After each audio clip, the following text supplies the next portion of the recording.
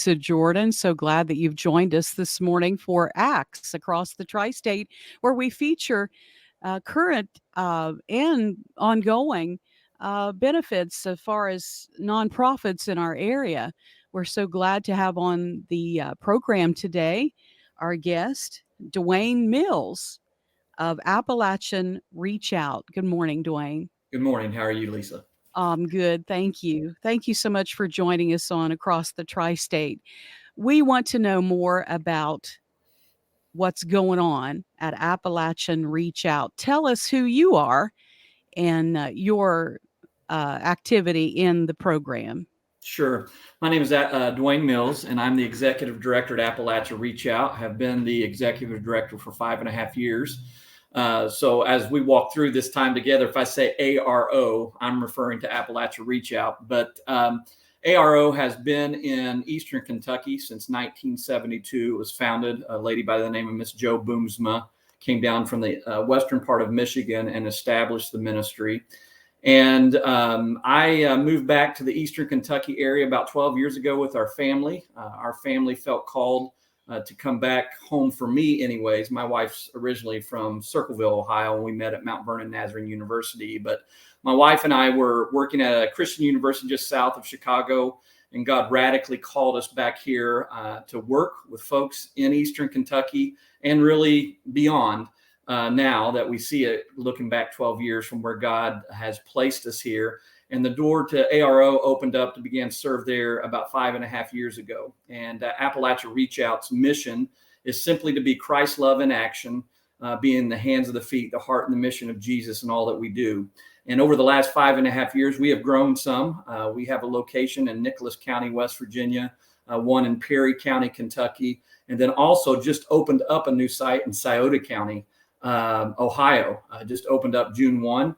And we do a lot in addressing issues in the area of the rural poverty alleviation through education, addiction recovery. We also do a lot of community engagement and leadership development. And then our fourth piece that we focus in is bringing in short-term mission teams that come and serve folks from all over the country that have a deep desire to come into Appalachia, to join us in the work that we're already doing.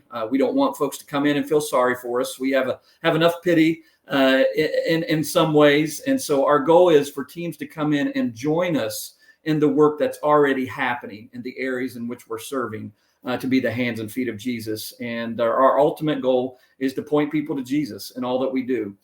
We believe that God has called us to minister to people in a holistic way. And there's a lot of things that we do, but I know for the sake of time, I'll kind of brevity is important here. I understand and recognize that. So, but that's an overarching idea of some of the work that we do here in the Appalachian area. In your mission, you were telling, you are the executive director over this Appalachian Reach Out. Mm-hmm. Correct. Okay, that's your role. Tell us a little bit about what you do. What's your mission? Sure. We know your position. We know what you briefed us on, but what do you do in the Appalachian area? What exactly do you do? Yeah, kind of connecting with those areas that I spoke to you about. We do a lot in the area of education. And so we partner with schools in the areas in which we serve.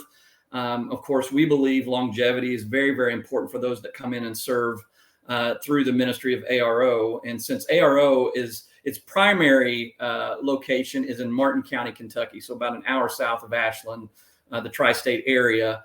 But we serve beyond that. We partner with ministries beyond just ARO. So we partner with like addiction recovery care. We come up to Karen's Place Maternity Center in the Ashland area multiple times throughout the year, loving on the ladies who are trying to get their life back together, who are either expectant mothers or have already had their children. And we come alongside of their staff and just encourage those ladies, focus in those areas to love on them. In the area of education, we come in and when school is going on, we will do tutoring. In the last 2 years here in Martin County, we've done over 1,000 tutoring hours in our school system. Of course, where we're located in Martin County was the place in 1964 where President Johnson came and declared the war on poverty. And so in our other sites, we try to connect into our school systems as well. Just go in come alongside administrators, resource directors, teachers, support staff, just to help them with extra hands in a lot of ways. There's a lot more that we do in those areas. With the addiction recovery piece, we partner, like I said, with Addiction Recovery Care, ARC, in some of our areas. We actually have an outpatient treatment facility on our campus, and then there's also a 144-bed women's residential treatment facility here in Martin County, and our teams come alongside of us and help us as we go in and love on those participants there that are in on their journey of recovery. And then we do a lot with our local government as well. We're pretty passionate about that. In some of the communities in which we serve, they might not have the budget dollars that some of the larger counties do and larger communities do. And so if there's ways that we can come in and help them, we want to do that. And then our other piece is we bring in short-term mission teams. So in Martin County alone, since January 1 of 2021, this week, we have a team that just arrived on Saturday that's here from South Bend, Indiana. This will be our 109th team that we've brought in. And that's over 1,500 folks. And we invest back in the local economy when we're here and in these communities.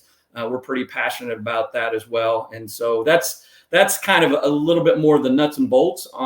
At our main campus here in Martin County, we have a thrift store that generates about 40 to 50% of our ministry revenue. We also have a food pantry that we service about 150 to 180 families a month, partnering with God's Pantry that's here in the state of Kentucky, a food bank operated out of Frankfort, Kentucky, and then some other agencies as well. And so we're pretty passionate about those pieces and how we care for our people. And so that's some of the nuts and bolts of what we do. Sounds like you're a liaison as well. Yeah. In between agencies. Yeah, that's really important what we do. One of the main roles that I have as the executive director is I travel the country and speak. I've found in 5.5 years of doing the work that God has called us to do, especially with Appalachia Reach Out, I travel the country, speak at churches, speak at mission conferences, do Faith Promise weekends. We partner with universities as well that come in who want to bring in students that specialize, that are training for their career. We do some of that work. And so I tell folks all the time, as the executive director, I travel and share our story and talk about how people can be actively involved, whether they live locally or regionally around us, or they're from a remote part of the country. For example, just 2 weeks ago, we had a mission team in here from the state of Washington. And so they come to us from all over, all parts of the country to come in and serve alongside of us. That's amazing. That's amazing. So you are a private entity, nonprofit? We're a nonprofit. Yep. We're made up of 9 board members, and of our 9 board members, we have 5 denominations that are represented. I myself am an ordained elder in the Church of the Nazarene. So before I stepped into the role of executive director, I came back to pastor for almost 7 years, the church that my grandfather had founded and the church that my father had pastored when I was just a boy growing up here in Martin County. And then we moved to the Ashland area my 8th grade through my high school career, when my dad was the district superintendent for the Church of the Nazarene in Eastern Kentucky. And so very familiar with the tri-state area. It's always been home for us. Martin County has kind of my roots, so to speak, but feel like God has called us to the people of Appalachia. Yeah, I'm sure you have many stories you could share with the effect of your group on the tri-state. Do you have a story that you could share with us this morning? Sure. We just finished up on a project, and to be honest with you, we don't go as intensive as what we did. We just felt like God was calling us to do this. We got connected with a family in one of our sites in late April, early May, and some things that happened in the home, just for confidentiality matters. I won't get into all the details, but we began to work with county attorney and some other agencies to work with mom and the 4 children, ages 9 to 13, that really needed a hand up. And so what we did is we went into the home in partnership with Christian Appalachian Project. CAP is the largest nonprofit in the state of Kentucky. and also our resource directors that are here at one of our sites. And we work with that family, really almost doing a total home makeover. It was a single wide trailer. It was in pretty much disrepair.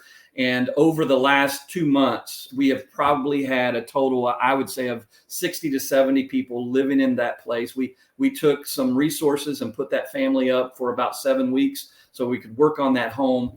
The great thing is that the mom is wonderful, loves her children. The children are wonderful young children with a bright future. But needed that hand up. One of the things that we're passionate about, that we tell a lot of folks about, our work is it's not about giving a handout, but it's giving a hand up. And we believe a dignity is really important in the work that we do, coming alongside folks who are struggling. And I think probably all of us at one time in our life needed a hand up. And so God has blessed us with that. That family is now back in their home, doing very well. We stay connected to them. We've connected them into a church, and they've been at vacation Bible schools and church and all of that. That's just one family, but it took all of us working together to be the hands and feet of Jesus to love on this family. That's fantastic. You find yourself in need of a lot of volunteers to help you with this kind of work? Yeah, I tell folks all the time that we could not do the work that we do without the folks that feel called to come, whether that's a short-term mission trip that they come and serve alongside of us. We do have some families that'll come down maybe once a year or a couple times a year and serve alongside of us in some of our locations. And so volunteers are really important to the work that we do. And to be honest with you, folks that reach out that want to come and serve, I'm probably interviewing them more than they're interviewing me, because I want folks who understand who we are coming and serving alongside of us. We, like I said earlier, we don't want folks feeling sorry for us. Right. But we want people to come in and join us in the work that we're doing, because we're already here doing work 365 days a year in these areas that we've talked about. And so the key to that is, once people come in and see what we're doing, our prayer is this, that if what is happening in some of our locations can happen where they're happening, they can happen where you live. And so we hope that people are learning what we're doing as they're here, and they take it back to their community and recognize that they can go into their community and be the hands and the feet and the heart and the mission of Jesus. And one of the stories I tell folks all the time as I travel and speak, the church is not brick and mortar. We know that. The church is you and I being the hands and feet and the heart and the mission of Jesus, going out into a world that needs to see him. And if necessary, as we're doing those acts of love and grace and mercy in those areas, that people will recognize that that we're simply loving on them. And if necessary, we'll use words in preaching the gospel. We've heard There it you said, go. I love that. Preach the gospel. If necessary, use words. And that's really the heart of what we try to do. Well, Dwayne, we appreciate your time so much here on Across the Tri-State. If someone would like to volunteer or know more about your organization, how could they do that? Yeah, they can go to our website. That website address is www.appalachia, not Appalachian, but AppalachiaReachOut.com, or they can call us at 606-298-7470.